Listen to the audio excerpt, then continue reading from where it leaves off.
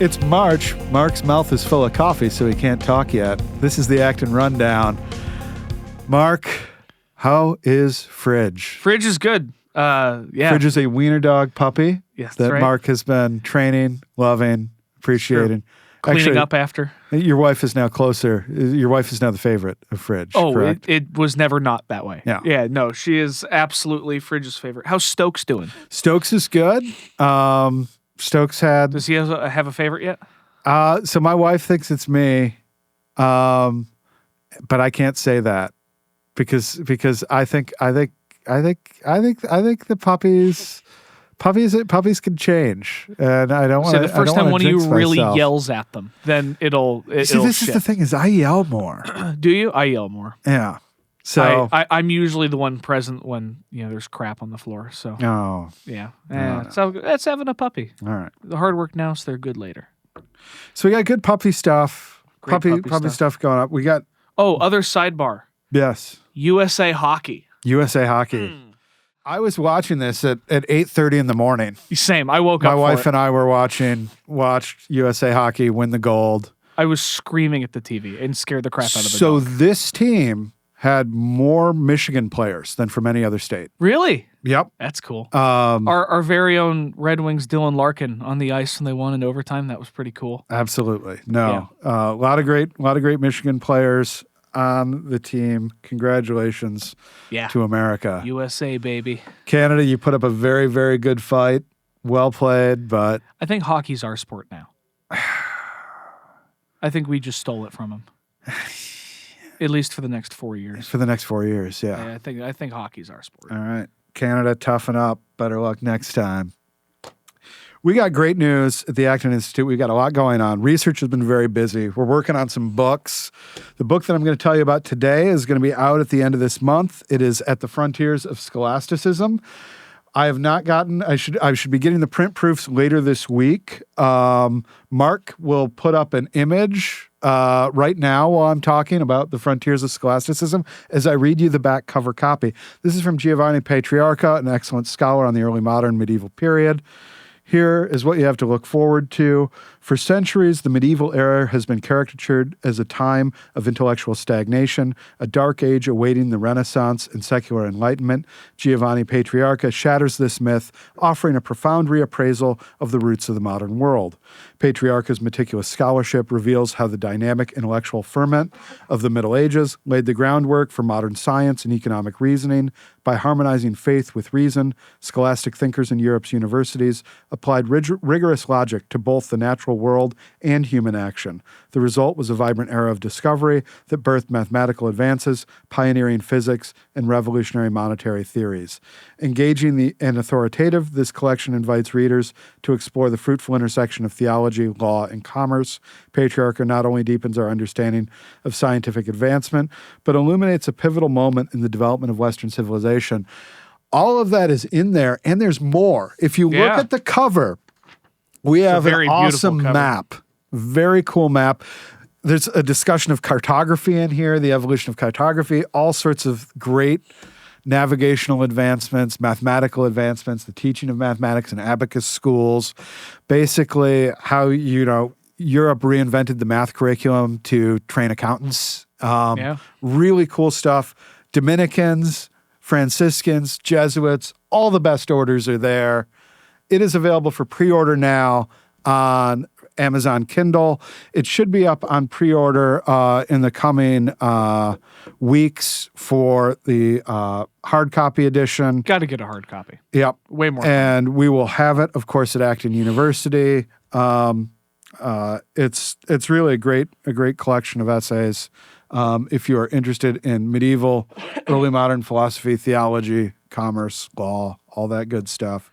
I think that's the only book we have this month, but we have a new issue of Religion and Liberty coming out next. Yes, that's pretty cool. Very end of the month, we're gonna have a new issue of Religion and Liberty. We'll talk to you a little bit more about that issue because we'll start rolling out things on that website. On the website for that in March. Yeah, we get Religion and Liberty online. Yep. For that. Some good stuff. We'll tag some of that in the show notes as well.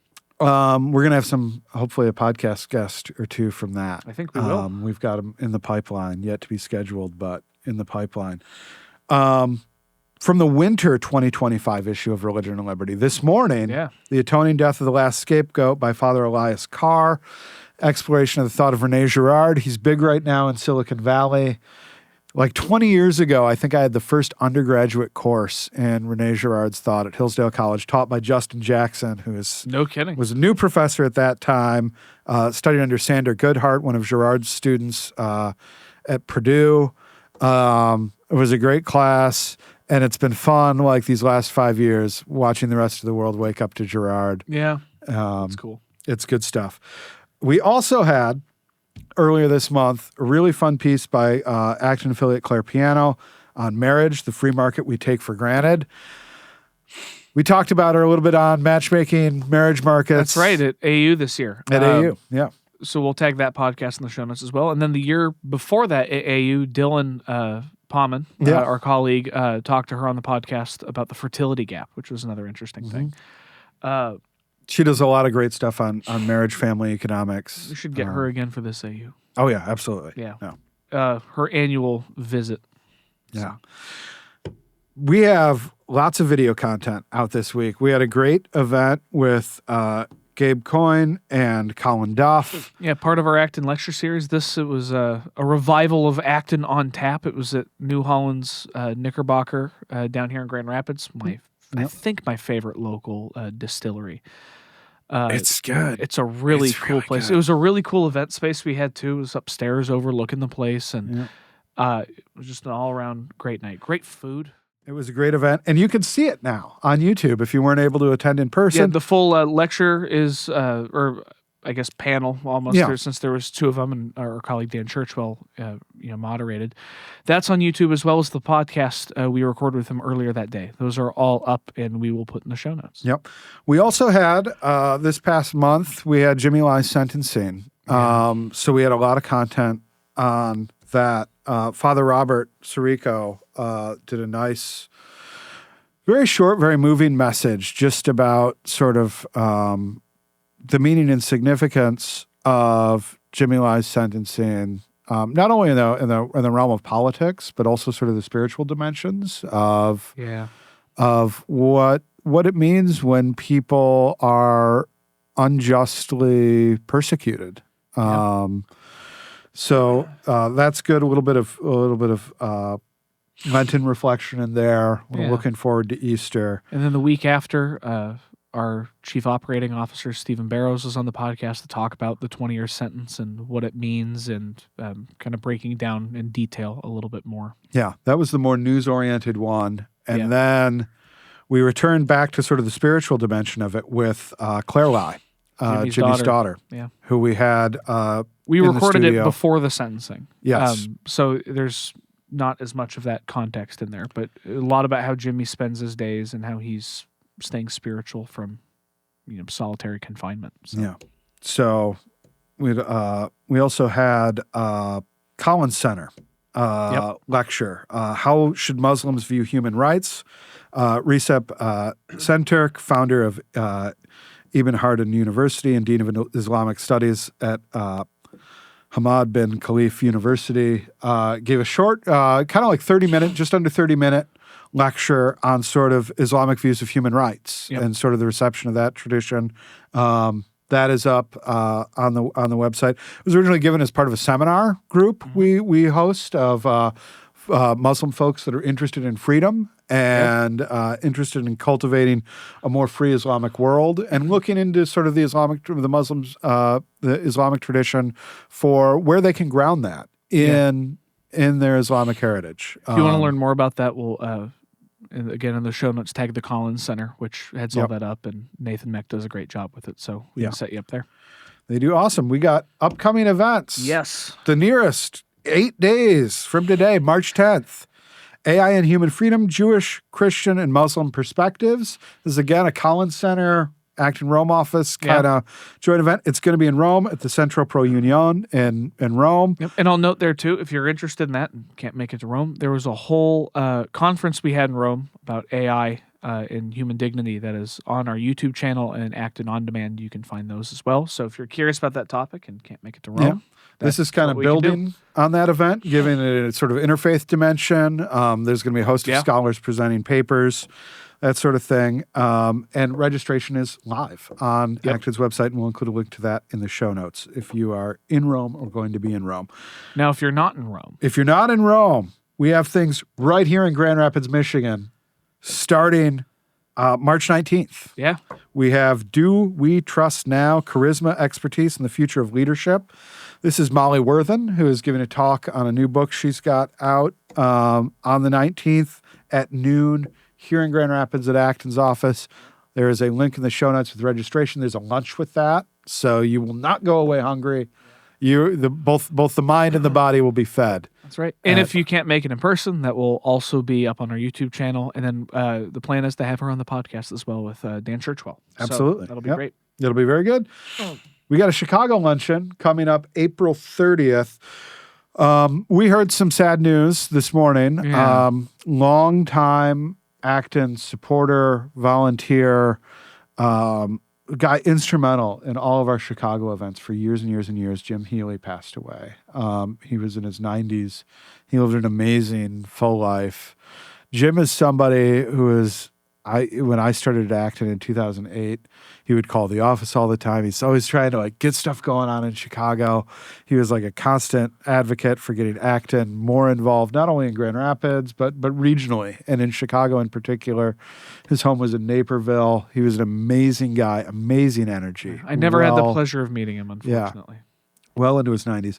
We had another volunteer, longtime Acton volunteer, Gary Clark, pass away recently, and we want to let both Jim and Gary's families know that they are in our prayers and will be very, very much missed. Gary was more local here to Grand Rapids, volunteered and helped us out with all sorts of stuff, and was an amazing resource for us.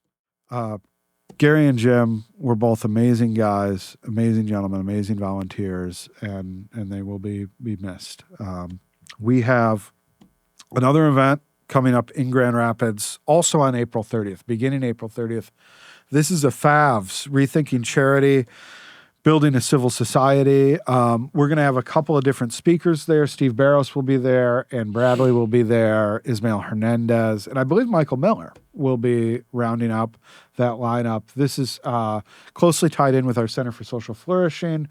We are having our new documentary, Poverty by Design, is going to be rolling out very soon. I think we're starting screenings, actually. I think we have, actually. I think they're doing some early ones so they can tighten up the film before it really goes wide. Yep. So, yeah. So they will be in town. I'm hoping to be able to get Ann or Isabel or both in here in the studio to do interviews, but they will be very busy with the FAV, so I'm working with... and if not, we'll hopefully catch them at AU as well. So we have Acton University. Our registration is live. It's live. Yep. June 22nd through 25th this year. Here at DeVos Place in Grand Rapids. You'll find us in the Grand Gallery this year doing podcasts instead of the closet we've done it in the past. We're gonna have so much natural light. It's gonna be great. We're gonna have plants. Yeah. Maybe. I don't know. We'll figure it. It'll be much nicer than being crammed into the We're gonna be the up closet. too. We're gonna be up above where all the bookshop. If we could get some vines that I could swing down into the bookshop area. Will you sign autographs? Oh yeah, absolutely. Cool. Have you ever signed an autograph for this podcast? I have never signed an autograph for this podcast. I have gotten asked for an autograph once in my life, and it was a surreal experience. It was a book that I edited. To sign the book? Yeah, to sign the book. Is the editor, not the author. As the editor, not That's the cool. author, but the editor. I got asked, and I was happy to do it. I like that. It was great. We also have farther afield in August.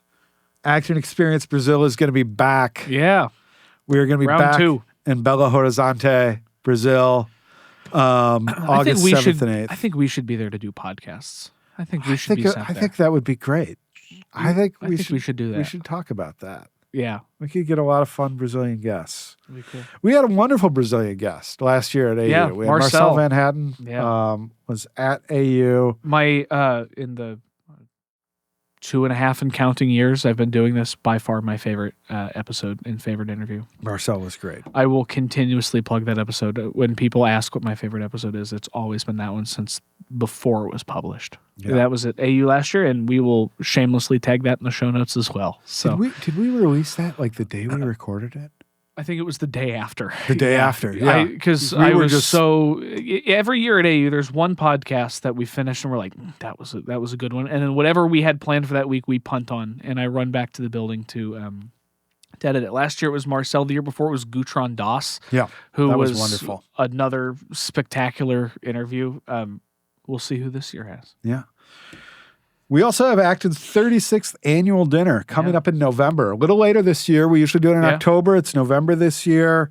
I'm actually happy about that because the last 2 annual dinners, my beloved Los Angeles Dodgers have been playing in the World Series. And I'm glad to know I will not have to worry about that. Now we were talking Dodgers after Without me? annual dinner when we were getting some cocktails afterwards. We were talking Dodgers. It was a spectacular World Series this last year and the year before. The annual dinner program isn't all out yet, but we got some exciting stuff coming. We just can't talk about it yet. Save the date, and we will let you know when we're allowed to let you know. Mark, thank you for running it down with me. Thank you. Should we actually run it down now that your mouth is full of coffee again? Let's do it. All right.